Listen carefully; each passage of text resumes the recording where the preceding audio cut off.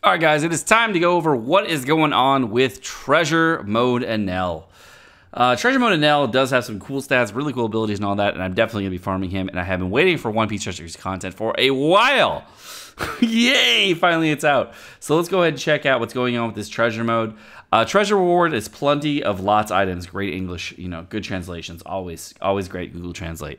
Looks like tickets, once in a raw rare fill search. So we're still gonna get the legend summons, I'm guessing.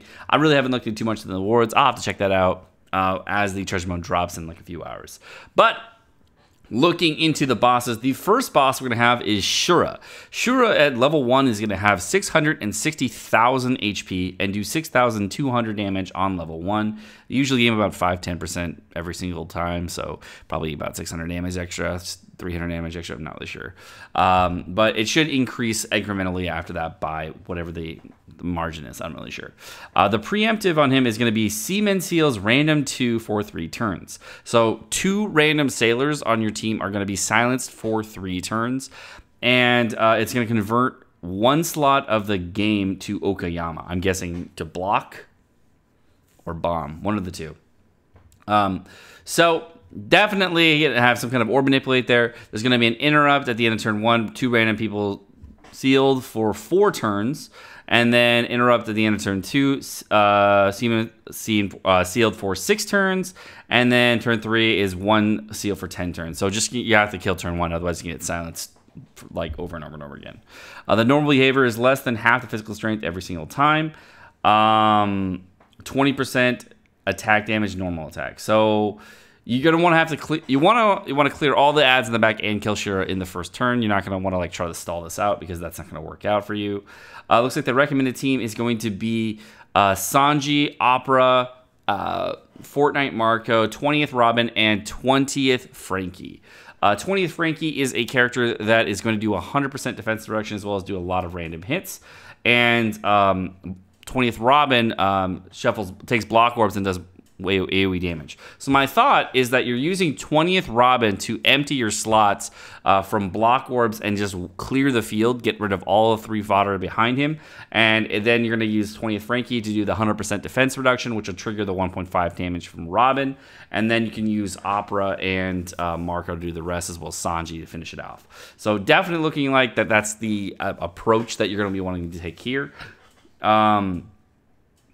It seems like an overkill team. It doesn't seem like this team is 100% necessary. Sanji, of course, the point booster that you want to bring. However, there are other units that you can use that are boosted. I'm not 100% sure what all the boosted units are this time around, but definitely you have a lot of options as far as fighter characters go. It looks like the other characters that you could use that are fighters for your captain, you could use version 1 gear 4. That's the probably character I'm going to be using is version 1 gear 4 Luffy. For this as a captain, use Sanji friend captain, or using double version 1 gear 4. It really just depends on what we're going to have as friend captains go, because as time goes on, it's just hard to get friend captains. Then there's other options that you can bring instead of the Marco. I believe the Marco is the type booster here, the orb booster here. I'm not really sure what he's here, but he gives some kind of damage. But maybe he turns block orbs into magic, I don't know. Opera, it looks like he's here as a beat stick kind of for Shoulda, so any strength fighters would really help out here too. So you have a lot of options, looks like, and it doesn't seem like it's going to be overly difficult for Shoulda. Going into the next fight, we're going to have Ohm. Ohm is going to start out at 540,000 HP with 4,200 attack. He's going to reduce the physical strength of one enemy, physical strength by 10% at the end of turn until the 98th turn. So 1 physical strength by 10%? I don't understand what that is. Maybe it's a color? Maybe it's attack? All attack by 10%? I don't know. And then he's also going to have end of turn damage, looks like. Oh, no, he's an HP cut every turn for 10%. That's what it is. God, the translations are awful. 1 slot of slice obstructed. Fix 3 turns of slaughter slots. So basically, I think it's an orb seal for a few turns that you're going to have on Ohm. And captain effect invalid for 4 turns. Looks like it's going to be a 4-turn despair from what I can glean on this. And you're supposed to be using the Whitebeard and Marco team here. For Ohm. I don't know why you would use Whitebeard Marco here instead of the final boss, but maybe you're supposed to use Shiki. Who knows? I guess you're using the Whitebeard marker because they convert, so that's helpful. And then you're also gonna have it's just a normal tier every attack, every morning, every time. I don't know what that means. 3 times the damage of Ohm's attack power. Maybe just does a normal AoE attack or a single attack. I don't know. Normal behavior after the second turn converts the loss at 1.5 times attack. So kill him in the first turn. No weird stuff except for that attack down thing you get. I don't know why they put this in here where it looks like there's a debuff in the bottom left hand corner, and then there's you can see the obvious end of turn 10% HP cut, but I can't really see what this is. I think this is like a chain boost. It doesn't. It might be chain lock. I'm not sure, but we'll see. Overall, it does look like there's going to be some things in here, but it doesn't look overly difficult. The ads in the back have 19,000 to start with. They're probably not going to scale up pretty high because they only have 19,000, so it looks like they're going to be pretty easy as time goes on. You probably won't be able to need to use this full Whitebeard Marco team. You'll probably be using another team that might be more effective. Going into the next battle with Gadatsu and a fodder unit. I don't know why there's a random fodder unit, but okay. You're supposed to be using Treasure Mode Jack. Couldn't tell you why. Could not, for the life of me, tell you why. Sealed for 2 consecutive turn. Deathbed special status. 80% damage reduction for 2 turns. I'm guessing that it is a silence for 2 turns of some sort. And then 80% damage reduction. So you're going to have to use something that gets rid of damage reduction. Looks like that's why Blackbeard is here to help you get rid of damage reduction. There might be another character on this team that gets rid of damage reduction. Maybe it's the Reiju. I actually don't know. Maybe it's the blue now. I don't actually know what he does. But you want to kill him in the first turn because he's gonna blow away a character at the end of the turn. Looks like you're using a TM Jack as well as another TM Jack team for this, and I'm guessing that you're using the TM Jack to do damage here, because there's 2 units on the field, so he'll do 600,000 damage. I really don't know why you would use a TM Jack team for this, besides to be able to use Blackbeard. So it's confusing to me, but maybe that's the strategy. I'm not really 100% sure, but there might be another way to it. Doesn't look like anything here is like super vital, and you can just switch this up for whatever team you need. But a lot of this is free to play, except for of course the 20th Sanji. So that might be the way to go if you're looking to do the free to play version of this. I'm probably will switch this up and do something a little bit better. Not really sure what yet. For the next fight, we got what's his name? Satori. Sorry, I don't know why I said Satri. Because it says, why does it say Satra here? Satori coming in with 650,000 HP, 400,000 attack every single turn. 4,000 attack every turn. His preemptive is going to be immune for 99 turns. He doesn't really do anything right away. Doesn't look like he has anything big. You know, doesn't look like there's that many mechanics. Strike down, 1 battle. He has a lot of weird mechanics, but it doesn't. It looks like you can have different versions of him. And you want versatility to deal with different versions of Satori.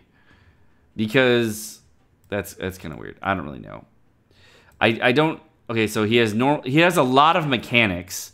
Here we go. Special internet slot conversion. Okay, so he's going to do a poison for 99 turns if you use a slot conversion. And he's going to do anything below 20%. Do stuff below 20%. So don't use Orb Manipulate. That's why you're bringing V2G4. He doesn't use Orb Manipulate, but he does give beneficial Orb Enable for a lot of units and does a nice little wave clear and damage, so that might help out. Not really sure if there's another thing that you're going to be using him for. Maybe Kuma's here for that reason as well, to help out. Who knows what the thought of this team is, but they do go over it in detail right here. However, I don't think this team is going to be 100% necessary. You may want to use V2G4 if you do not have the latest Shiki on the final boss, because he is going to be a quick unit, which will match up with Shiki very well. And looks like Enel, the final boss, is going to be a Sai unit on both fights. So you're going to have to fight Sai Enel on both terms. And if you did want to use Whitebeard Marker here, that might actually be okay, because he is going to be a Sai character. So you can bring your Whitebeard Marker team for this. If you do have the point booster, however, You know, it might be better to go the Shiki route if you do have the full team, obviously. But let's see. Going into this Enel fight, looks like the first Enel is going to have a preemptive, which is going to be a sealed captain and friend captain for 4 turns, which means probably a despair or a bind. Probably a bind. And then offensive attack down for 3 turns, because you're going to be attack down for 3 turns. So you're going to want to have an attack down remover as well as a bind reducer or despair reducer, depending on which it does. I can't actually see from the image. It also looks like there's an increased damage taken debuff right here from what I can see, but that might be something else. But that's what it looks like. I didn't actually say it did that here. Interrupt behavior at heal. So you don't want to use any kind of healing effect because it's going to make all attribute attacks invalid for 2 turns. So definitely do not use any kind of healing. Moribund. Enel is going to start out at 1,000,000 HP. It says Jack because the guys at Bandai are hard at work here, and they really wanted to make sure that we had a great experience when going through the guide. Treasure Mode Jack, as you can see, has 4,500 damage every single turn. He's an amazingly difficult boss. He's going to be immune for 99 turns. Strength, Psi, and Int. Strength, Psi, Int. Reduce one's physical strength by 20% at the end of the turn during slot advantage 5 turns. Imitation, Sound, Hidden State. So he gives you that, he makes Psi, Strength, and Int negative orbs. So you want to have Quick and Dex orbs. Odd, but okay. There's a lot of ways of getting a lot of full Quick orbs and full Dex orbs, so that is totally possible to get around. Not really sure what we're going to do there. And then 5 turns of this. And that's literally the translation. It just says 5 turns, 5 turns. You can't fuck that up. I mean, it's 5 turns, guys. Of the end of turn damage or 90 HP cut. Who knows? Okay, do not heal because 95% HP cut and 10 turn paralysis. Don't heal. On death, he's going to heal for 30% HP and have a 5 times good barrier for 1 turn. So you're going to want a barrier remover. 100% you're going to want a barrier remover. And that's why one of these characters on the team, I believe the Luffy treasure mode unit is the character that does the barrier remover. And that's why he's going to be useful on Enel Revived. There are other treasure mode units in the game that do have a barrier removal. Blackbeard?